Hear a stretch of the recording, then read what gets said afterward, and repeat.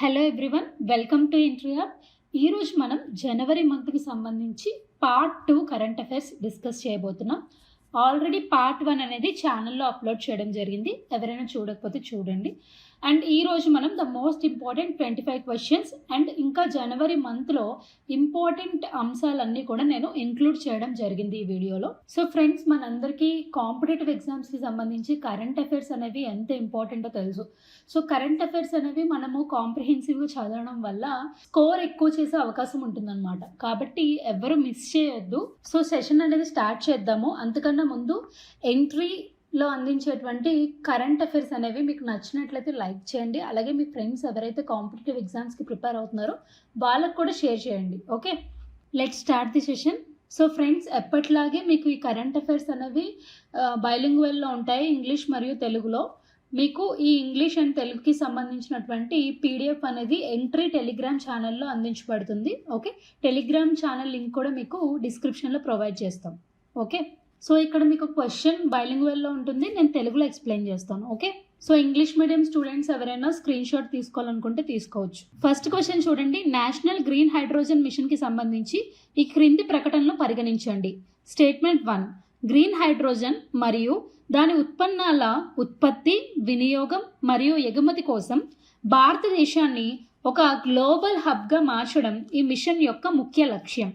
Second statement, కొత్త మరియు పునరుత్పాదక ఇంధన మంత్రిత్వ శాఖ ఈ మిషన్ కోసం మార్గదర్శకాలను రూపొందిస్తుంది. సో పైన ఇచ్చినటువంటి స్టేట్మెంట్లలో ఏది సరైనది?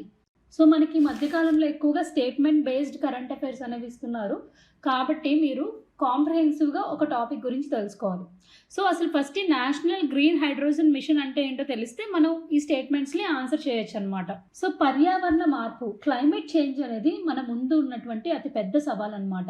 సో మన దేశంలోని విడుదలయ్యేటువంటి ఈ కార్బన్ ఉద్గారాలను తగ్గించడానికి కేంద్ర ప్రభుత్వం నేషనల్ గ్రీన్ హైడ్రోజన్ మిషన్ని తీసుకురావడం జరిగిందనమాట. సో ఈ మిషన్ కింద 19,744 కోట్లు ఖర్చు చేయనున్నారనమాట రాబోయే కాలంలో. సో ఈ మిషన్లో భాగంగా కొత్తగా సైట్ అనే ఒక పథకానికి రూపకల్పన చేశారనమాట. ఈ ఒక్క పథకానికి 17,490 కోట్లు కేటాయించనున్నారనమాట. ఈ సైట్ స్కీమ్ యొక్క ఫుల్ ఫామ్ ఏంటి అంటే strategic intervention for green hydrogen transition. So ఈ పథకంలో భాగంగా 2030 కల్లా 50 లక్షల మెట్రిక్ టన్నుల హరిత హైడ్రోజన్ని ఉత్పత్తి చేయాలనేది ప్రభుత్వ లక్ష్యం అనమాట. మరి ఈ హరిత హైడ్రోజన్ని ఉత్పత్తి చేయాలి అంటే దానికి ఎలక్ట్రోలైజర్ అనే టెక్నాలజీ అవసరం అనమాట. ఈ ఎలక్ట్రోలైజర్ సామర్థ్యాన్ని కూడా పెంచితేనే మనము హరిత హైడ్రోజన్ని తక్కువ ఖర్చుతో ఉత్పత్తి చేయొచ్చు అనమాట. సో ఈ పథకంలో భాగంగా 60 నుంచి 100 గిగావాట్ల ఎలక్ట్రోలైజర్ సామర్థ్యాన్ని అభివృద్ధి చేస్తారనమాట. అండ్ ఎలక్ట్రోలైజర్స్ని ఉత్పత్తి చేసేటువంటి కంపెనీస్కి 5 years పాటు ప్రోత్సాహకాలను అందిస్తారు. సో ఈ సైట్ పథకంలో భాగంగా ఏం చేస్తారంటే 2030 కల్లా 50 లక్షల మెట్రిక్ టన్నుల హరిత హైడ్రోజన్ ఉత్పత్తి చేస్తారు. అలాగే ఎలక్ట్రోలైజర్స్ సామర్థ్యాన్ని పెంచుతారు. అవి తయారు చేసేటువంటి సంస్థలకు ప్రోత్సాహకాలు ఇస్తారు. నెక్స్ట్ ఏంటంటే పైలట్ ప్రాజెక్ట్స్ కోసం 1,466 కోట్లు, రీసెర్చ్ అండ్ డెవలప్మెంట్ కోసం 400 కోట్లు, ఇతర పథకాల కోసం 388 కోట్లను, టోటల్గా 19,744 కోట్లను కేటాయించడం జరిగింది. Second question, Sunni dam hydro electric project recently scene in news is located in. ఇటీవల వార్తల్లో చూసినటువంటి సున్నీ డ్యామ్ హైడ్రో ఎలక్ట్రిక్ ప్రాజెక్ట్ ఏ రాష్ట్రంలో ఉంది? సో రీసెంట్గా క్యాబినెట్ 2,614 కోట్లు ఈ సున్నీ డ్యామ్ హైడ్రో ఎలక్ట్రిక్ ప్రాజెక్ట్కి కేటాయించడం జరిగిందనమాట. సో ఈ ప్రాజెక్ట్ ద్వారా 382 మెగావాట్ల విద్యుత్ని ఉత్పత్తి చేస్తారనమాట.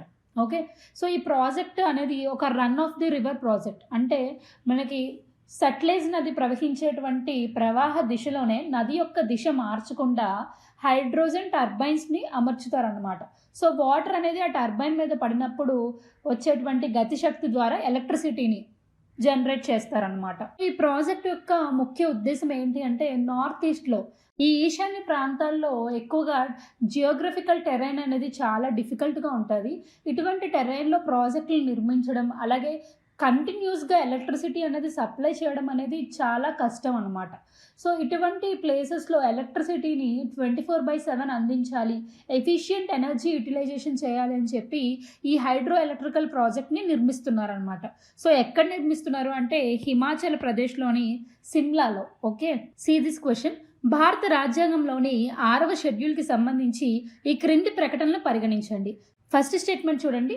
రాజ్యాంగంలోని ఆర్టికల్ 244 ప్రకారం 6వ షెడ్యూల్ ఏం చెప్తుందంటే భూమి, ప్రజారోగ్యం మరియు వ్యవసాయ చట్టాలను రూపొందించగలిగిన స్వయం ప్రతిపత్త అభివృద్ధి మండలి ద్వారా గిరిజన జనాభా స్వయం ప్రతిపత్తిని పరిరక్షిస్తుంది. సెకండ్ స్టేట్మెంట్, ఇప్పటికీ అస్సాం, నాగాలాండ్, త్రిపుర, ఒడిస్సాల్లో 10 స్వయం ప్రతిపత్తి కౌన్సిల్లు ఉన్నాయి, అంటే అటానమస్ కౌన్సిల్స్ ఉన్నాయి అని చెప్తున్నారు. అసలు ఈ 6th షెడ్యూల్ అనేది న్యూస్లో ఎందుకు ఉందంటే రీసెంట్గా లడఖ్ కేంద్రపాలిత ప్రాంతం తమని 6వ షెడ్యూల్లో ఉన్నటువంటి స్టేట్స్లో ఇంక్లూడ్ చేయాలి, వాటికి కూడా స్వయం ప్రతిపత్తిని కల్పించాలి అని చెప్పి అడుగుతున్నాయన్నమాట. 6వ షెడ్యూల్ రాజ్యాంగంలో ఏం చెప్తుందంటే అటానమస్ డిస్ట్రిక్ట్ కౌన్సిల్స్ని ఏర్పాటు చేసి వాటి ద్వారా ఈ స్టేట్స్కి స్వయం ప్రతిపత్తిని కల్పించాలని చెప్పి చెప్తుందన్నమాట. సో దీనికోసం రామన్ మెగసెసే అవార్డు గ్రహీత అయినటువంటి సోనం వాంగ్చుక్ గారు ప్రధానమంత్రి నరేంద్ర మోడీ గారికి లేఖ రాయడం జరిగిందనమాట. సో అందుకే ఇది న్యూస్లో ఉందన్నమాట. స్టేట్మెంట్స్ చూడండి. రాజ్యాంగంలో ఆర్టికల్ 244 ఏం చెప్తుందంటే ఇందులో చేర్చబడినటువంటి రాష్ట్రాలు ఏవైతే ఉంటాయో వాటికి భూమి, ల్యాండ్, హెల్త్, అలాగే అగ్రికల్చర్కి సంబంధించినటువంటి అంశాల మీద ప్రత్యేకమైనటువంటి ప్రతిపత్తి ఉంటుంది. సో ఫస్ట్ స్టేట్మెంట్ అనేది కరెక్ట్. ఓకే, సెకండ్ స్టేట్మెంట్ చూడండి. ఇప్పటికీ అస్సాం, నాగాలాండ్, త్రిపుర మరియు ఒడిశాల్లో 10 స్వయం ప్రతిపత్తి కౌన్సిల్స్ ఉన్నాయి. ఇది రాంగ్. ఎందుకంటే మనకి 6th షెడ్యూల్లో ఉన్నటువంటి స్టేట్స్ ఏంటండి అస్సాం, మేఘాలయ, త్రిపుర, మిజోరం అన్నమాట. నాగాలాండ్, ఒడిశా లేదు. కాబట్టి సెకండ్ స్టేట్మెంట్ అనేది రాంగ్. ఈ క్వశ్చన్కి ఆన్సర్ ఏంటి అంటే 1 మాత్రమే. థర్డ్ క్వశ్చన్, కలాసా బండూరి నాలా project is on which of the following river? Kalasa Banduri నాలా ప్రాజెక్ట్ క్రింది వాటిలో ఏ నది పైన ఉంది? సో రీసెంట్గా కేంద్ర ప్రభుత్వం ఈ కలాసా బండూరి నాలా ప్రాజెక్ట్ యొక్క డీటెయిల్డ్ ప్రాజెక్ట్ రిపోర్ట్కి ఆమోదించినట్టు కర్ణాటక రాష్ట్ర అసెంబ్లీ ప్రకటించడం జరిగిందనమాట. ఓకే, ఈ కలాసా నందూరి ఈ రెండు కూడా అసలు ఈ ప్రాజెక్ట్ని 1980లోనే రూపకల్పన చేయడం జరిగింది. కానీ మహారాష్ట్రకి, గోవాకి, అలాగే కర్ణాటకకి మధ్య జల వివాదాలు ఉండడం వల్ల చాలా లేట్ అయిందన్నమాట. సో ఈ ప్రాజెక్ట్ యొక్క ముఖ్య లక్ష్యం ఏంటంటే నీటి కొరత ఉన్నటువంటి బెల్గావి, ధార్వాడ్, బాగల్కోట్, గడ్గాగ్ డిస్ట్రిక్ట్లకి డ్రింకింగ్ వాటర్, త్రాగునీటిని సప్లై చేయడమే ఈ ప్రాజెక్ట్ యొక్క ముఖ్య ఉద్దేశం. సో ఈ క్వశ్చన్ యొక్క కరెక్ట్ ఆన్సర్ ఏది అంటే మహదాయి రివర్ ఏ స్టేట్లో ఉందని కూడా మనకు అడగచ్చు, కర్ణాటక. ఓకే, నెక్స్ట్ క్వశ్చన్ వచ్చి స్మార్ట్ స్కీమ్కి సంబంధించింది అనమాట. సో క్వశ్చన్ చూడండి. స్మార్ట్ టీచింగ్ ప్రొఫెషనల్స్లో మెయిన్ స్ట్రీమింగ్ ఆయుర్వేద పరిశోధన కోసం స్కోప్ ప్రోగ్రామ్కు సంబంధించి ఈ క్రింది ప్రకటనలు పరిగణించండి. ఫస్ట్ స్టేట్మెంట్, ఆయుర్వేద కళాశాలలు మరియు ఆసుపత్రుల ద్వారా ప్రాధాన్యత కలిగిన ఆరోగ్య సంరక్షణ, పరిశోధన రంగాల్లో శాస్త్రీయ పరిశోధనలు పెంచడం దీని లక్ష్యం. సెకండ్ స్టేట్మెంట్, ఇది నీతి ఆయోగ్ యొక్క ఇనిషియేటివ్. సో పైన ఇచ్చినటువంటి స్టేట్మెంట్లో ఏది సరైనది? మనకి ఎగ్జామ్స్లో ఒక్కొక్కసారి స్కీమ్ యొక్క అబ్రివేషన్ ఇచ్చి దాని ఫుల్ ఫామ్ ఏంటి అని కూడా అడుగుతారు. సో స్మార్ట్ అంటే ఏంటంటే scope for main streaming Ayurveda research in teaching professional programme. Okay, ఇక్కడ మనకి ఇచ్చినటువంటి స్టేట్మెంట్స్లో ఫస్ట్ స్టేట్మెంట్ అనేది కరెక్ట్. ఎందుకంటే గుర్తించినటువంటి ఆయుర్వేదిక్ హాస్పిటల్స్ మరియు కాలేజెస్లో రీసెర్చ్ అండ్ డెవలప్మెంట్ని ప్రోత్సహించడం అనేది ఈ స్కీమ్ యొక్క ముఖ్య లక్ష్యం అనమాట. సో అందుకే ఫస్ట్ స్టేట్మెంట్ అనేది కరెక్ట్. సెకండ్ స్టేట్మెంట్ మనకి చూడండి, నీతి ఆయోగ్ యొక్క ఇనిషియేటివ్ అని ఇచ్చాడు. ఇది రాంగ్. ఇది నీతి ఆయోగ్ యొక్క ఇనిషియేటివ్ కాదు. మరి ఈ స్కీమ్ ఎవరి యొక్క ఇనిషియేటివ్ అంటే national commission for Indian system of medicine మరియు central council for research in ayurvedic medicine CCRS, అలాగే మినిస్ట్రీ ఆఫ్ ఆయుష్, ఈ 3 సంస్థల యొక్క జాయింట్ కొలాబరేషన్ అనమాట. కాబట్టి ఫస్ట్ స్టేట్మెంట్ అనేది కరెక్ట్, సెకండ్ స్టేట్మెంట్ అనేది రాంగ్. మనకి ఆన్సర్ ఏంటి అంటే 1 మాత్రమే. ఓకే. ఇదే క్వెషన్ చాలా రకాలుగా అడగొచ్చండి. దీన్ని ఇంప్లిమెంట్ చేస్తున్నటువంటి సంస్థతో పాటు అసలు ఈ స్మార్ట్ అనే ప్రోగ్రామ్ ఈ క్రింది వాటిలో దేనికి సంబంధించింది అని చెప్పి 4 ఆప్షన్స్ కూడా డిఫరెంట్ ఫీల్డ్స్ గురించి కూడా క్వెషన్ ఇవ్వచ్చు. కాబట్టి మనం ఆ స్కీమ్ గురించి పూర్తిగా తెలుసుకుంటే better. See this question. Mudwani dam eco park is located in. Mudwani dam eco park ఎక్కడ ఉంది? రీసెంట్‌గా మినిస్ట్రీ ఆఫ్ కోల్ ఒక ఇనిషియేటివ్‌ని స్టార్ట్ చేసింది. కొన్ని చిన్న మైన్స్ ఉంటాయి కదా! బొగ్గు నిల్వలు అనేవి ఇంకా అంతరించిపోతాయి. అటువంటి చిన్న మైనింగ్ ప్లేసెస్‌ని ఎకో పార్క్స్ కింద కన్వర్ట్ చేస్తుందనమాట. సో, ఈ ముద్వాని డ్యామ్ ఎకో పార్క్ కూడా అటువంటి ఒక స్మాల్ మైనింగ్ ఏరియా అనమాట. సో, దీన్ని ఒక ఎకో పార్క్ కింద కన్వర్ట్ చేయడం వల్ల అక్కడ రిక్రియేషన్ యాక్టివిటీస్‌ని పెంచడం, అడ్వెంచర్ స్పోర్ట్స్‌ని అరేంజ్ చేయడము, టూరిజంని డెవలప్ చేయడం, దీనివల్ల రెవెన్యూ అనేది జనరేట్ అవుతుంది. అలాగే ఎంప్లాయ్మెంట్ కూడా లోకల్ పీపుల్‌కి దొరుకుతుంది. సో, అందుకని ఈ ఇనిషియేటివ్‌ని స్టార్ట్ చేసిందనమాట. ఈ ముద్వాని డ్యామ్ ఎకో పార్క్ ఎక్కడుంది అంటే మధ్యప్రదేశ్‌లో ఉంది. Okay.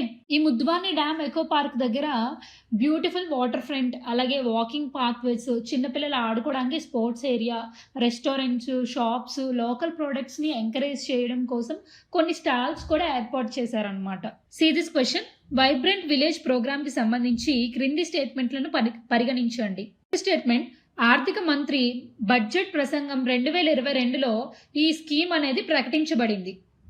Second statement. Himachal Pradesh, Uttarakhand, Arunachal Pradesh వంటి రాష్ట్రాల్లో చైనాతో భారత సరిహద్దుల్లో ఉన్నటువంటి గ్రామాల్లో మౌలిక సదుపాయాలను మెరుగుపరచడం లక్ష్యంగా పెట్టుకుంది ఈ స్కీమ్. సో, పైన ఇచ్చినటువంటి స్టేట్మెంట్‌లో ఏ స్టేట్మెంట్ సరైనవి? ఈ వైబ్రెంట్ విలేజ్ ప్రోగ్రామ్ అనేది ఫినాన్స్ మినిస్టర్ నిర్మలా సీతారామన్ గారు 2022 బడ్జెట్ ప్రసంగంలో ప్రస్తావించడం జరిగిందనమాట. సో, ఈ పథకం యొక్క ముఖ్య ఉద్దేశం ఏంటి అంటే బోర్డర్ స్టేట్స్ హిమాచల్ ప్రదేశ్, ఉత్తరాఖండ్, అరుణాచల్ ప్రదేశ్‌లో చైనాతోని అలాగే ఇతర దేశాలతో సరిహద్దులు కలిగి ఉంటాయి. ఈ రాష్ట్రాల్లో ఉండేటువంటి విలేజెస్‌లో ఇన్‌ఫ్రాస్ట్రక్చర్‌ని అంటే మౌలిక వసతుల్ని అభివృద్ధి చేయడం, అంటే రోడ్స్ నిర్మాణం గానీ, లేకపోతే రెన్యూబుల్ ఎనర్జీ ప్రాజెక్ట్స్‌కి పర్మిషన్స్ ఇవ్వడం, అలాగే టూరిస్ట్ సెంటర్‌ని డెవలప్ చేయడం వంటి కార్యక్రమాలు చేస్తారనమాట. సో, మనకి ఇక్కడ ఇచ్చినటువంటి క్వెషన్‌లో 2 స్టేట్మెంట్స్ కూడా సరైనవే కాబట్టి ఆన్సర్ ఏంటి అంటే 1 మరియు 2. Okay. See this question. Which of the following ministry has launched Amrit Bharat station scheme? కింది వాటిలో అమృత భారత్ స్టేషన్ పథకాన్ని ప్రారంభించినటువంటి మంత్రిత్వ శాఖ ఏది? అసలు అమృత భారత్ స్టేషన్ పథకం ఏంటి అంటే మినిస్ట్రీ ఆఫ్ రైల్వేస్ ఈ పథకాన్ని ఇనాగ్రేట్ చేసిందనమాట. ఈ పథకంలో భాగంగా మన దేశంలోని 1000 స్మాల్ రైల్వే స్టేషన్స్‌ని ఆధునీకరిస్తారనమాట. అంటే రెనోవేట్ చేస్తారు. సో, ఇప్పుడున్న వాటిని ఆధునీకరించి కొత్త వాటిని కూడా చేరుస్తారనమాట. అసలు ఇదంతా ఎందుకు చేస్తున్నారంటే ప్రయాణికులకు ఎటువంటి ఇబ్బందులు కలగకుండా ఉండడానికి, వెయిటింగ్ గదుల స్థలాన్ని పెంచడం, అలాగే పార్కింగ్, లైటింగ్ సౌకర్యాలు, రోడ్డు విస్తరణ ఇవన్నీ కూడా చేపడతారనమాట ఈ కార్యక్రమంలో భాగంగా. Same initiative was seen in the news recently. This initiative is related to. ఇటీవల వార్తల్లో కనిపించినటువంటి సైమ్ ఇనిషియేటివ్ దేనికి సంబంధించింది? సో, ఇక్కడ మనకి సైమ్ ఇనిషియేటివ్ అనేది దేనికి సంబంధించింది అని ఇచ్చారు. అసలు సైమ్ అంటే ఏంటి అంటే sustainable aquaculture in mangrove ecosystem. అంటే మ్యాంగ్రోవ్స్ అనేవి ఉన్నాయి కదా, మడ అడవుల్లో ఆక్వాకల్చర్ అంటే ఫిష్ కానీ, రొయ్యలు కానీ, ష్రింప్ కల్టివేషన్ని ప్రోత్సహించడానికి ఏర్పాటు చేయబడినటువంటి ఒక పథకం. ఈ మడ అడవుల్లో నివసించేటువంటి లోకల్ కమ్యూనిటీస్ ఏవైతే ఉంటాయో అవి అక్కడ ఉండేటువంటి ఆక్వాకల్చర్ని అభివృద్ధి చేస్తుందన్నమాట. ఓకే. సో, ఈ క్వెషన్ కరెక్ట్ ఆన్సర్ ఏంటి అంటే ష్రింప్ కల్టివేషన్ అంటే మడ అడవుల్లో రొయ్యల సాగు పెంపకాన్ని ప్రోత్సహించడానికి ఏర్పాటు చేయబడినటువంటి ఒక initiative. Okay. Kilauea volcano is located in. Kilauea అగ్నిపర్వతం ఎక్కడ ఉంది? సో, రీసెంట్‌గా మనం చేసినటువంటి వీడియోలో కూడా మనము అగ్నిపర్వతాల విస్ఫోటనం గురించి మాట్లాడడం జరిగింది. మౌనలోవా అగ్నిపర్వతం గురించి చెప్పాను. ఇది కూడా హవాయన్ దీవుల్లోనే ఉందన్నమాట. ఈ హవాయ్ దీవులు అనేవి పసిఫిక్ మహాసముద్రంలో ఉన్నాయన్నమాట.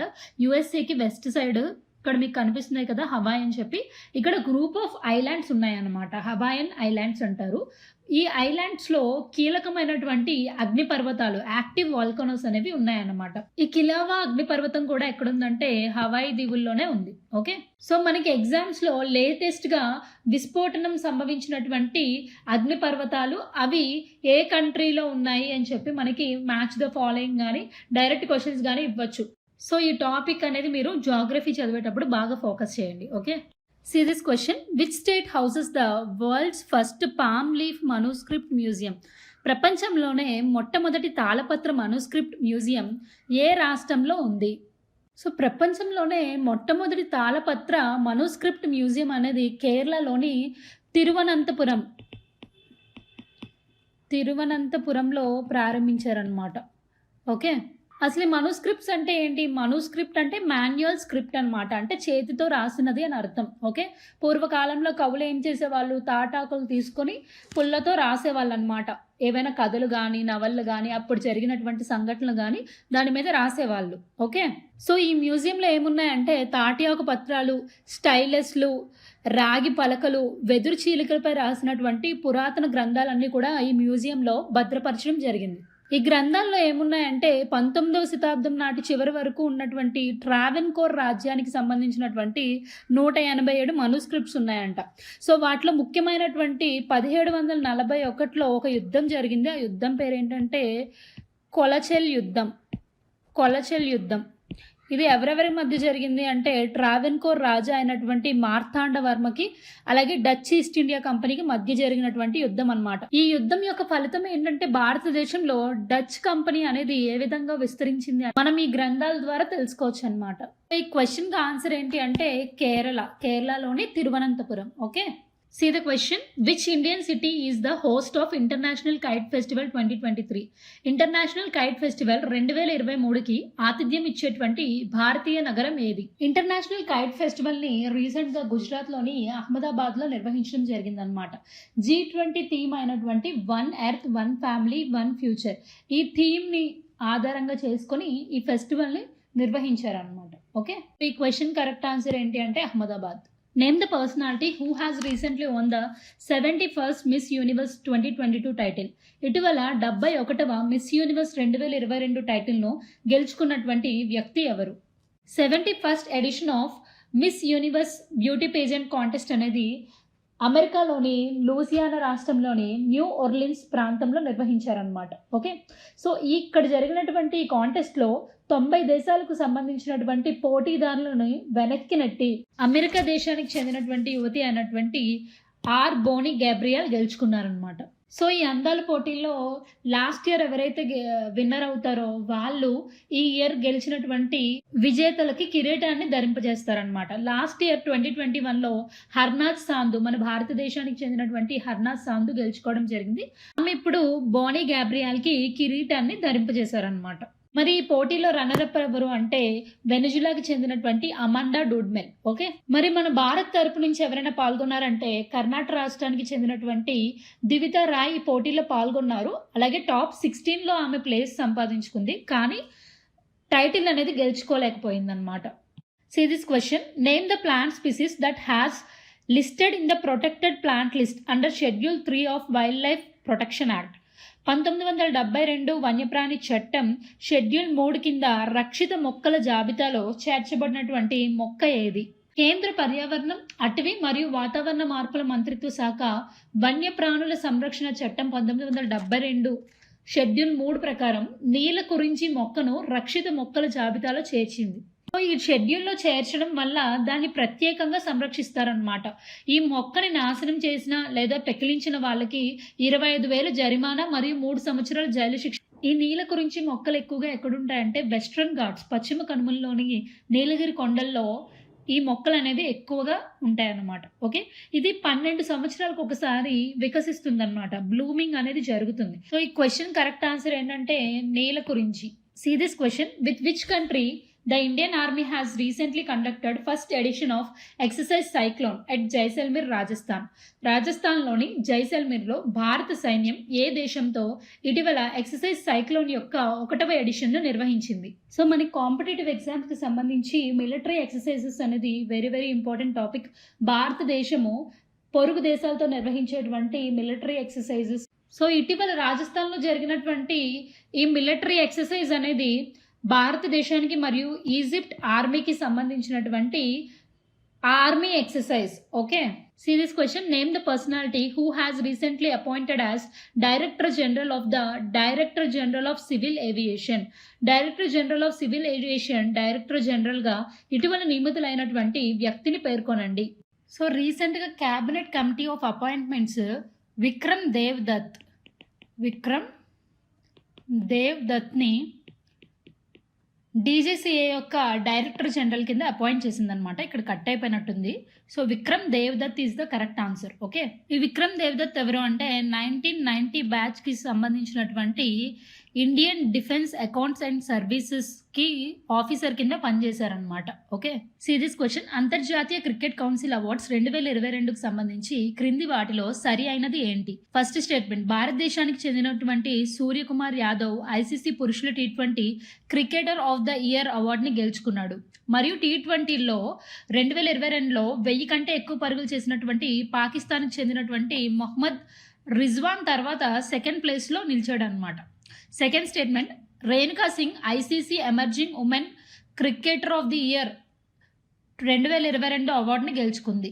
థర్డ్ స్టేట్మెంట్, పాకిస్తాన్కి చెందినటువంటి బాబర్ అజమ్ ఐసీసీ పురుషుల క్రికెటర్ ఆఫ్ ది ఇయర్ 2022తో పాటు ఐసీసీ పురుషుల one day cricketer of the year 2022 sir Garfield Sobers ట్రోఫీని కూడా గెలుచుకున్నాడు. సో ఈ క్వశ్చన్లో మనకి 3 స్టేట్మెంట్స్ ఇచ్చారు. సో 3 స్టేట్మెంట్లు కూడా సరైనవండి, ఆల్ ఏబిసి అనమాట.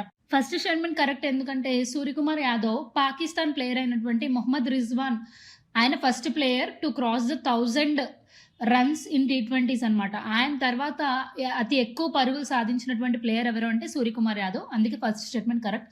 సెకండ్ స్టేట్మెంట్ కూడా కరెక్టే, Renuka Singh ICC emerging women player award అనేది వచ్చింది ఆమెకి. అండ్ థర్డ్ స్టేట్మెంట్ కూడా కరెక్టే, ఎందుకంటే బాబర్ అజామ్కి 2 అవార్డ్స్ అనేవి వచ్చాయి. ఐసీసీ పురుషుల one day cricketer of the year award plus Garfield Sobers trophy కూడా వచ్చింది. పద్మ అవార్డ్స్ 2023కి సంబంధించి కొన్ని ప్రకటనలు అనేవి ఇచ్చారు. 3 స్టేట్మెంట్స్ ఉన్నాయి. ఫస్ట్ స్టేట్మెంట్ చూడండి, హోం వ్యవహారాల మంత్రిత్వ శాఖ 2023లో 106 పద్మ అవార్డులను ప్రకటించింది. ఇందులో 19 మహిళలు 2 విదేశీయులకి అవార్డులు వచ్చాయి. సెకండ్ స్టేట్మెంట్, ములాయం సింగ్ యాదవ్ 3 సార్లు ఉత్తరప్రదేశ్ ముఖ్యమంత్రిగా పనిచేశారు. ఈయనకు ప్రజా వ్యవహారాల రంగంలో పద్మవిభూషణ్ అవార్డుకి మరణాంతరం ఎంపికయ్యారు. థర్డ్ స్టేట్మెంట్, బాలకృష్ణ విఠల్ దాస్ దోషి ప్రీచ్కర్ ఆర్కిటెక్చర్ బహుమతిని గెలుచుకున్నారు. ఆయనకి పద్మవిభూషణ్ మరణాంతరం పోస్తమస్ అవార్డు అనేది వచ్చింది. సో ఈ క్వశ్చన్లో వచ్చినటువంటి 3 స్టేట్మెంట్లు కూడా కరెక్టే. పద్మ అవార్డ్స్ని 2023 రిపబ్లిక్ డే రోజున ప్రకటించడం జరిగిందనమాట. సో పద్మ అవార్డులో పద్మ విభూషణ్ 6 అవార్డులు, పద్మభూషణ్ 9 అవార్డులు, అలాగే పద్మశ్రీ వచ్చి 91 అవార్డులు అనమాట. ఓకే, ఇందులో 2 NRI కేటగిరీలో అవార్డ్స్ ఇవ్వడం జరిగింది. పోస్తమస్ కేటగిరీ అంటే చనిపోయిన వాళ్ళలో ఎంతమందికి పద్మ అవార్డ్స్ వచ్చాయంటే 7గురికి పోస్తమస్ అవార్డ్స్ వచ్చాయన్నమాట. మనకి పద్మ అవార్డులో ముఖ్యంగా గుర్తుపెట్టుకోవాల్సినటువంటి అవార్డులు ఏంటి అంటే పద్మ విభూషణ్ అనమాట. పద్మ విభూషణ్ అనేది హైయెస్ట్ అవార్డ్ కాబట్టి పద్మ విభూషణ్ వచ్చినటువంటి 6గురికి ఎవరెవరికి వచ్చాయి, ఆ 6గురి యొక్క పేర్లు ఏంటి, వాళ్ళకి ఏ రంగంలో పద్మ అవార్డ్స్ అనేవి ఇవ్వడం జరిగింది అనేది గుర్తుపెట్టుకోవాలి. Okay, so Padma Vibhushan prize వచ్చి 6గురికి ఇవ్వడం జరిగింది. అందులో మనకి 2 పేర్లు స్టేట్మెంట్స్లో మెన్షన్ చేశారు. బాలకృష్ణ విఠల్ దాస్ దోషి, ఈయనకి అదర్స్ కేటగిరీ అంటే ఆర్కిటెక్చర్ కేటగిరీలో ఈయనకి అవార్డు రావడం జరిగింది. అలాగే ములాయం సింగ్ యాదవ్ గారు ఉత్తరప్రదేశ్కి 3 సార్లు ముఖ్యమంత్రిగా పనిచేసినటువంటి సమాజ్వాదీ పార్టీకి చెందినటువంటి ములాయం సింగ్ యాదవ్ గారికి కూడా పబ్లిక్ అఫైర్స్ కేటగిరీలో పద్మవిభూషణ్ అవార్డు వచ్చింది. అతనితో పాటు ఇంకా 4 ఎవరు అంటే శ్రీనివాస్ భరదన్, ఈయనకి సైన్స్ అండ్ ఇంజనీరింగ్ కేటగిరీలో వచ్చింది. SM కృష్ణ గారు కర్ణాటకకి చీఫ్ మినిస్టర్గా పనిచేశారు, ఈయన పబ్లిక్ అఫైర్స్ కేటగిరీలో వచ్చింది. జాకీర్ హుస్సేన్ వచ్చి తబలా ప్లేయర్, ఈయనకి ఆర్ట్స్ కేటగిరీలో వచ్చింది. అలాగే దిలీప్ మహలానబిస్, ఈయనకి మెడిసిన్ కేటగిరీలో అవార్డు అనేది రావడం జరిగింది. సో ఈ క్వశ్చన్ కరెక్ట్ ఆన్సర్ ఏంటంటే ABC. This question, in which state or UT North India's largest floating solar power project was inaugurated in January 2023? జనవరిలో ఉత్తర భారతదేశంలోని అతిపెద్ద ఫ్లోటింగ్ సోలార్ పవర్ ప్రాజెక్ట్ 2000 కిలోవాట్ల పీక్ ఏ రాష్ట్రం లేదా కేంద్రపాలిత ప్రాంతంలో ప్రారంభించబడింది? పంజాబ్కి గవర్నర్గా పనిచేస్తున్నటువంటి బన్వర్లాల్ పురోహిత్ గారు చండీగఢ్కి కూడా అడ్మినిస్ట్రేటర్ కింద పనిచేస్తున్నారు అనమాట. సో ఈయన ఉత్తర భారతదేశంలోనే అతిపెద్ద ఫ్లోటింగ్ సోలార్ పవర్ ప్రాజెక్ట్ను చండీగఢ్లో ప్రారంభించడం జరిగిందనమాట. ఓకే, ఇది 2000 కిలోవాట్ల సామర్థ్యం కలిగినటువంటి సోలార్ పవర్ ప్రాజెక్ట్. ఇన్ చండీగఢ్లోని ఫౌంటైన్ హౌస్ సమీపంలోని ధనాస్ లేక్ దగ్గర దీన్ని ఇన్స్టాల్ చేయడం జరిగిందనమాట. ఓకే, ఆన్సర్ ఏంటి అంటే Chandigarh. See this question. In January 2023 ISRO announced a plan to launch the mission first Indian space to observe sun by June or July 2023. Indian space research organisation July 2023 నాటికి సూర్యుడిని పరిశీలించడానికి dash మిషన్ను భారతీయ అంతరిక్ష యాత్రను ప్రారంభించే ప్రణాళికను ప్రకటించింది. భారతీయ అంతరిక్ష పరిశోధన సంస్థ అయినటువంటి ఇస్రో సూర్యుని యొక్క ఉపరితలాన్ని పరిశీలించడానికి సన్ కరోనా నుండి వెలువడేటువంటి అత్యంత హానికరమైనటువంటి కిరణాలను అనలైజ్ చేయడానికి ఆదిత్య L1 మిషన్ని పంపిస్తుందన్నమాట. L1 అంటే లాంగ్రేజియన్ పాయింట్ అంటారు. ఇది అక్కడ నుంచి సూర్యుడి నుంచి వెలువడైనటువంటి కిరణాలను అబ్జర్వ్ చేయడానికి అక్కడ శాటిలైట్ని ఆ పాయింట్ దగ్గర L1 పాయింట్ దగ్గర ప్లేస్ చేస్తారనమాట. ఓకే, దీనిని ఈ మిషన్ 2023 జూలై కల్లా ప్రయోగించాలి అని చెప్పి భావిస్తుందన్నమాట. Which country will host the 15th BRICS summit in August 2023. August 2023లో 15వ బ్రిక్స్ సదస్సుకు ఏ దేశం ఆతిథ్యం ఇవ్వనుంది? బ్రిక్స్ యొక్క 15వ సమావేశం 2023 ఆగస్టులో సౌత్ ఆఫ్రికాలో జరగనుందనమాట. ఓకే, బ్రిక్స్ అంటే తెలుసు, ఇది ఒక రీజనల్ ఆర్గనైజేషన్, అంటే ప్రాంతీయ సహకార సంస్థ. బ్రిక్స్లో ఉండేటువంటి కంట్రీస్ మీకు ఈజీగా తెలుసు: Brazil, Russia, India, China and South Africa. So South Africa BRICS సమ్మిట్ను మొట్టమొదటిసారిగా 2013లో కండక్ట్ చేసిందనమాట. ఇప్పుడు మళ్ళీ 2023లో కండక్ట్ చేయబోతుంది. Okay, see this question. Name the country that has recently defeated Belgium to win the FIH Odisha hockey men's world cup 2023 and claimed the third hockey world cup. ఇటీవల FIH Odisha hockey పురుషుల ప్రపంచ cup 2023లో బెల్జియంను ఓడించి 3వ hockey ప్రపంచ cup టైటిల్ను కైవసం చేసుకున్నటువంటి దేశం ఏది? FIH అంటే ఇంటర్నేషనల్ హాకీ ఫెడరేషన్. ఈ సంస్థ హాకీ వరల్డ్ కప్ అనేది 2023లో ఒడిస్సా స్టేట్లో జరిగిందనమాట. ఇందులో థర్డ్ టైమ్ వరల్డ్ ఛాంపియన్ కింద నిలిచినటువంటి కంట్రీ ఏది అంటే జర్మనీ. జర్మనీ ఈ కప్ని 2002లో ఒకసారి, 2006లో ఒకసారి ప్రపంచ విజేతగా నిలిచిందనమాట. ఇప్పుడు మళ్ళీ థర్డ్ టైమ్ విజేత కింద నిలిచింది. See this question. Who authored the book The Poverty of Political Economy? How Economics Abandoned the Poor. The Poverty of Political Economy, How Economics Abandoned the Poor అనే పుస్తకాన్ని ఎవరు రచించారు? ఇండియన్ ఆరిజిన్ బ్రిటిష్ ఎకనామిక్స్ శాస్త్రవేత్త అయినటువంటి మేఘనా దేశాయ్ పుస్తకాన్ని రాయడం జరిగింది. 18th సెంచరీ నుంచి ఎకనామిక్స్ అనేది ఒక డిసిప్లిన్ కింద ఎలా ఎదిగింది, ఆ ఎకనామీలో ఎటువంటి చేంజెస్ వచ్చాయి, ఎటువంటి కొత్త థియరీస్ అనేవి ఎకనామిక్స్లో చోటు చేసుకున్నాయి అనేది ఈ పుస్తకంలో రాయడం జరిగింది. ఓకే, సో ఫ్రెండ్స్, ఇప్పటి వరకు మీకు ఇంపార్టెంట్ కాన్సెప్ట్స్ని ప్రశ్నల రూపంలో నేను ఎక్స్ప్లెయిన్ చేయడం జరిగింది. సో ఇప్పుడు ఇంక్లూడ్ చేసినటువంటి బుల్లెట్ పాయింట్స్ ఏవైతే ఉన్నాయో ఇవి కూడా వెరీ వెరీ ఇంపార్టెంట్, బట్ ఇవి ఫ్యాక్చువల్ అనమాట, గుర్తుపెట్టుకోవాల్సినవి. ఓకే, సో ఇలాంటి గుర్తుపెట్టుకోవాల్సిన ఫ్యాక్ట్లో ఫస్ట్ కేటగిరీ వచ్చి అవార్డ్స్ అనమాట. రాజమౌళి దర్శకత్వం వహించినటువంటి తెలుగు సినిమా అయినటువంటి RRRలోని ఈ నాటు నాటు సాంగ్కి ప్రపంచ సినిమాలోనే అత్యంత ప్రతిష్టాత్మకమైనటువంటి గోల్డెన్ గ్లోబ్ పురస్కారాన్ని గెలుచుకుంది. ఏ కేటగిరీలో అంటే best original song category. And next, ఈ మూవీకే రాజమౌళి గారికి the New York film critics circle అవార్డులో బెస్ట్ డైరెక్టర్ అవార్డు వచ్చిందనమాట. ఈ అవార్డును సినీ పరిశ్రమలో అత్యుత్తమమైనటువంటి ప్రతిభను చూపించినటువంటి డైరెక్టర్స్కి ఇస్తారనమాట. సో ఈ అవార్డు రాజమౌళి గారికి రావడం జరిగింది. నెక్స్ట్ చూడండి, ప్రవాస్ భారతీయ సమ్మాన్ అవార్డులు. ఈ ప్రవాస్ భారతీయ సమ్మాన్ అవార్డులు అనేవి మధ్యప్రదేశ్లోని ఇండోర్లో జరిగినటువంటి కార్యక్రమంలో ఇవ్వడం జరిగింది. సో ఆజాదీ కా అమృత్ మహోత్సవ్, భారతదేశ స్వతంత్ర సమరంలో ప్రవాసుల తోడ్పాటు అనే థీమ్తో ఈ వేడుకని నిర్వహించడం జరిగిందనమాట. ఈ ప్రవాస్ భారతీయ దివాస్ని ఎందుకు జరుపుకుంటారంటే గాంధీ గారు సౌత్ ఆఫ్రికా నుండి ఇండియాకి తిరిగి రావడాన్ని పురస్కరించుకొని ఈ దినాన్ని జరుపుకుంటారనమాట. సో ఈ కార్యక్రమంలో దర్శన్ సింగ్ గారికి బిజినెస్ కేటగిరీలో, ఎన్నిపాటి జగదీష్ గారికి సైన్స్ అండ్ టెక్నాలజీ కేటగిరీలో, రీనా పుష్కర్ గారికి కుక్కరీ కేటగిరీలో రావడం జరిగింది. కేంద్ర సాహిత్య అకాడమీ అవార్డ్స్ 2022 మధురాంతకం నరేంద్ర గారికి అలాగే వారాల ఆనంద్ గారికి రావడం జరిగింది. ఈ కేంద్ర సాహిత్య అకాడమీ అవార్డులను 23 భారతీయ భాషల్లో కృషి చేసినటువంటి రచయితలకు ఈ అవార్డులను ప్రదానం చేయడం జరుగుతుందన్నమాట. Global leadership award chief justice అయినటువంటి DY చంద్రచూడ్ గారికి రావడం జరిగింది. ఆయన న్యాయవాద వృత్తిలో జీవితకాలం చేసినటువంటి సేవలకు గాను ఆయనకి గ్లోబల్ లీడర్షిప్ అవార్డు అనేది రావడం జరిగింది. ఆస్కార్ షార్ట్ లిస్ట్‌లో 3 భారతీయ చలనచిత్రాలనేవి చోటు సంపాదించుకున్నాయి. అందులో ఉత్తమ ఒరిజినల్ సాంగ్ కింద 'నాటు నాటు' సాంగ్ అనేది షార్ట్ లిస్ట్ అయింది. ఉత్తమ డాక్యుమెంటరీ ఫీచర్ ఫిల్మ్ విభాగంలో 'ఆల్ దట్ బ్రీత్స్' అనేది సెలెక్ట్ అయింది.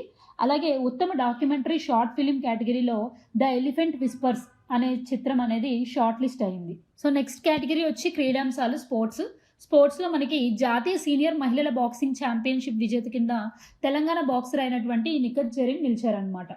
మధ్యప్రదేశ్‌లోని భోపాల్‌లో జరిగినటువంటి ఛాంపియన్‌షిప్‌లో 50 కేజీల ఫైనల్‌లో Nikhat Zareen railway sports promotion board తరపు నుంచి ఆడినటువంటి అనామిక మీద గెలిచారనమాట. నెక్స్ట్ చూడండి, అడిలైడ్ ఇంటర్నేషనల్ ఓపెన్ విజేత వచ్చి నోవాక్ జోకోవిచ్ ఏ కంట్రీకి చెందినవారు అంటే సెర్బియా కంట్రీకి చెందిన అతను అనమాట.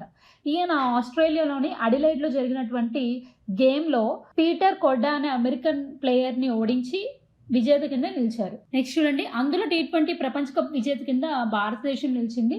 ఆంధ్రప్రదేశ్కి చెందినటువంటి అజయ్ కుమార్ రెడ్డి సారథ్యంలో భారత జట్టు 120 పరుగుల తేడాతో బంగ్లాదేశ్ను ఓడించి మూడోసారి ఈ బ్లైండ్ క్రికెట్ టోర్నమెంట్లో విజేత కింద నిలిచిందనమాట. నెక్స్ట్ చూడండి, భారత ఉత్తమ టెస్ట్ బ్యాటర్ కింద రిషబ్ పంత్ నిలిచారనమాట. పంత్ 7 టెస్టుల్లో 61.81 సగటుతో మొత్తం 680 పరుగులు చేశారంట T20స్లో. ప్రపంచంలోనే అతిపెద్ద హాకీ స్టేడియం కింద రూర్కేలాలోని బిర్సా ముండా స్టేడియం అనేది నిలిచిందనమాట. బిర్సా ముండా స్టేడియం ఎక్కడుందంటే ఒడిశాలో ఉంది. నెక్స్ట్ ఆంధ్రప్రదేశ్కి చెందినటువంటి వన్నెం జ్యోతి సురేఖ, ఈమె ఆర్చరీలో ప్రపంచ రికార్డును నెలకొల్పిందనమాట. ఆర్చరీలోనే టాప్ పొజిషన్లో ఉన్నటువంటి ఎల్లా గిబ్సన్ని ఈమె బ్రేక్ చేసింది. నెక్స్ట్ చూడండి, ప్రపంచ ర్యాపిడ్ ఛాంపియన్షిప్ని అలాగే ప్రపంచ బ్లిచ్ టైటిల్స్ ఈ 2 ఛాంపియన్షిప్స్ని గెలుచుకున్నటువంటి ప్లేయర్ ఎవరు అంటే మ్యాగ్నస్ కార్ల్సన్. ఈ ప్రపంచ ర్యాపిడ్ చెస్ ఛాంపియన్షిప్ అనేది కజకిస్తాన్లోని అల్మాటీలో జరిగింది. నెక్స్ట్ కేటగిరీ వచ్చి పర్సన్స్ ఇన్ న్యూస్ అంటే వార్తల్లో ఉన్నటువంటి వ్యక్తులు. ఓకే, మిస్ యూనివర్స్ కింద అమెరికాకు చెందినటువంటి ఆర్ బోనీ గ్యాబ్రియల్ ఎంపిక కావడం జరిగింది. మిసెస్ వరల్డ్ పోటీల్లో 2022 విజేత కింద సర్గం కౌశల్ నిలిచారనమాట. నెక్స్ట్ కేంద్ర విజిలెన్స్ కమిషన్ CEO కింద ప్రవీణ్ కుమార్ శ్రీవాస్తవ ఎన్నికయ్యారు. ఈయనకు ముందు సురేష్ ఎన్ పటేల్ గారు ఉండేవారు. ఆయన ప్లేస్లో ప్రవీణ్ కుమార్ శ్రీవాస్తవ ఎంపిక కావడం జరిగింది. Okay, next railway board chairman and CEO కింద అనిల్ కుమార్ లోహాటి గారు ప్రమాణ స్వీకారం చేయడం జరిగింది. అలాగే మనకి ఇండియన్ ఎయిర్ ఫోర్స్కి వెస్ట్రన్ కమాండ్ చీఫ్ ఎవరు అంటే పంకజ్ మోహన్. BSF అంటే బార్డర్ సెక్యూరిటీ ఫోర్స్ యొక్క డైరెక్టర్ జనరల్ కింద సుజయ్లాల్ తావోస్ గారు బాధ్యతలను స్వీకరించడం జరిగింది. నెక్స్ట్ ఐర్లాండ్ ప్రధాని కింద రెండోసారి లియో వరదర్కర్ గారు ఎన్నిక కావడం జరిగింది. నెక్స్ట్ సియాచిన్లో తొలిసారి మహిళా సైనిక అధికారి కింద శివా చౌహాన్ గారు విధులు చేపట్టారనమాట. సియాచిన్ గ్లేషియర్ అనేది మనకు తెలుసు 36,000 అడుగుల ఎత్తులో ఉంటుంది. అక్కడ చాలా చలి ఎక్కువగా ఉంటుంది. అటువంటి ప్రాంతంలో ఒక మహిళా సైనిక అధికారి బాధ్యతలు చేపట్టడం అనేది నిజంగా సాహసం అనే చెప్పాలి. Credit goes to Shiva Chauhan garu. Next important fintech company అయినటువంటి పేటిఎం, అలాగే పేటిఎం పేమెంట్స్ బ్యాంకును కూడా స్థాపించింది అనమాట. ఎయిర్టెల్ పేమెంట్స్ బ్యాంక్ ఉంది, పేటిఎం పేమెంట్స్ బ్యాంక్ ఉంది. సో దీనికి MD అండ్ CEO కింద సురేందర్ చావ్లా గారు ఎన్నిక కావడం జరిగింది. నెక్స్ట్ కేటగిరీ వచ్చి ఇంపార్టెంట్ డేట్స్, ముఖ్యమైనటువంటి దినోత్సవాలు. ఓకే, జనవరి 4ని లూయిస్ బ్రెయిలీ జయంతి కింద జరుపుకుంటారు. లూయిస్ బ్రెయిలీ మన అందరికీ తెలుసు, అందులకు ఒక కొత్త జీవితాన్ని ప్రసాదించారు. ఈయన బ్రెయిలీ లిపిని కనిపెట్టడం వల్ల ఎంతో మంది ఉన్నత విద్యను అభ్యసించారనమాట. నెక్స్ట్ జనవరి 9 ప్రవాస్ భారతీ దివాస్, ఆల్రెడీ చెప్పాను. గాంధీ గారు సౌత్ ఆఫ్రికా నుండి ఇండియాకి వచ్చినటువంటి రోజును ప్రవాస భారతీ దివాస్ కింద జరుపుకుంటారు. జాన్ 12 వచ్చి నేషనల్ యూత్ డే అనమాట. వివేకానంద గారి జన్మదినాన్ని సందర్భంగా నేషనల్ యూత్ డే కింద జరుపుకుంటారు. ఓకే, నేషనల్ ఆర్మీ డే వచ్చి జాన్ 15. జాన్ 24 వచ్చి జాతీయ బాలికా దినోత్సవం, నేషనల్ గర్ల్ చైల్డ్ డే. ఇది మనకి APPSC యొక్క గ్రూప్ 4 ఎగ్జామ్స్ జూనియర్ అసిస్టెంట్ ఎగ్జామ్లో ఈ క్వశ్చన్ డైరెక్ట్గా అడిగారు. నెక్స్ట్ జాన్ 25 కూడా చాలా ఇంపార్టెంట్, జాతీయ పర్యాటక దినోత్సవం, నేషనల్ టూరిజం డే, అలాగే నేషనల్ ఓటర్స్ డే, రెండు కూడా జాన్ 25. ఓకే, జాన్ 26 అందరికీ తెలుసు రిపబ్లిక్ డే, దాన్నే గణతంత్ర దినోత్సవం అని కూడా అంటాము. కాన్స్టిట్యూషన్ని ఇంప్లిమెంట్ చేసిన రోజు. ఓకే, జాన్ 29 వచ్చి నేషనల్ ప్రెస్ డే అనమాట. ఓకే, నెక్స్ట్ జాన్ 30 అంతర్జాతీయ కుష్టు వ్యాధి నిర్మూలన దినం, అంటే world leprosy eradication day. Okay. So friends, మీకు ఈ వీడియోలో మోస్ట్ ఇంపార్టెంట్ కాన్సెప్ట్స్ని క్వశ్చన్స్ రూపంలో అందించాము. అలాగే ఇంపార్టెంట్ పాయింట్స్, జనవరి మంత్కి సంబంధించిన ఇంపార్టెంట్ పాయింట్స్, క్వశ్చన్లో కవర్ చేయలేనివి ఏవైనా ఉంటే అవి నేను పాయింట్స్ రూపంలో ఇందులో పెట్టడం జరిగింది. సో ఈ వీడియోతో జనవరి మంత్కి సంబంధించి ఇంపార్టెంట్ కరెంట్ అఫైర్స్ అన్నీ కూడా కంప్లీట్ అయ్యాయి. కాబట్టి మీరు ఇంకా ప్రీవియస్ వీడియో ఎవరైనా చూడకపోతే ఖచ్చితంగా ప్రీవియస్ వీడియో చూడండి. జనవరి కరెంట్ అఫైర్స్ తర్వాత డిసెంబర్ పార్ట్ 2 చేసాము. దాని తర్వాత ఈ వీడియోని అప్లోడ్ చేస్తున్నాం. ఓకే. సో టోటల్గా మొత్తం అన్ని కరెంట్ అఫైర్స్ కూడా మీరు కవర్ చేయండి. అప్కమింగ్ ఎగ్జామ్స్లో మీకు మంచి మార్క్స్ రావాలని కోరుకుంటున్నాము. అండ్ ఎవరైనా ఎంట్రీ యాప్ని, యూట్యూబ్ ఛానల్ని ఇంకా సబ్స్క్రైబ్ చేసుకోకపోతే సబ్స్క్రైబ్ చేసుకోండి. అలాగే మీ ఫ్రెండ్స్ ఎవరైనా కాంపిటేటివ్ ఎగ్జామ్స్కి ప్రిపేర్ అవుతున్నట్లయితే వాళ్ళకు కూడా షేర్ చేయండి. అండ్ ఈ వీడియో కనుక మీకు నచ్చినట్లయితే లైక్ కూడా చేయండి. Okay. Thank you everyone. Thank you so much.